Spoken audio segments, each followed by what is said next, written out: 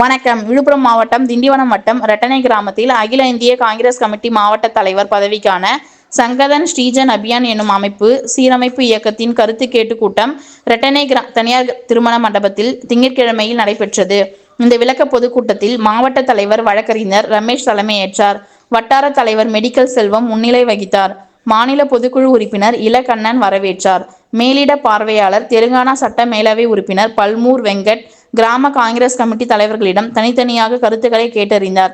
மாநில பார்வையாளர் ராமசுகந்தன், மாநில துணைத் தலைவர் ரங்கபூபதி, வட்டார துணைத் தலைவர் விநாயகம், வட்டார பொருளாளர் பலராமன், மாவட்ட துணைத் தலைவர் இருதயராஜ், மாவட்ட செயலாளர்கள் பாபு, அர்ஜுனன், ஐடி விங் மாவட்ட தலைவர் கோபாலகிருஷ்ணன், இளைஞர் காங்கிரஸ் பர்வீன், கார்த்திகேயன், ராஜ்குமார், ராமசாமி, மகிழா, காங்கிரஸ் காளியம்மாள் உள்ளிட்டோரும் வட்டாரத்தின் பெரும்பாலான கிராமங்களில் இருந்தும் கிராம கமிட்டி தலைவர்களும் நிர்வாகிகளும் கலந்து கொண்டனர்.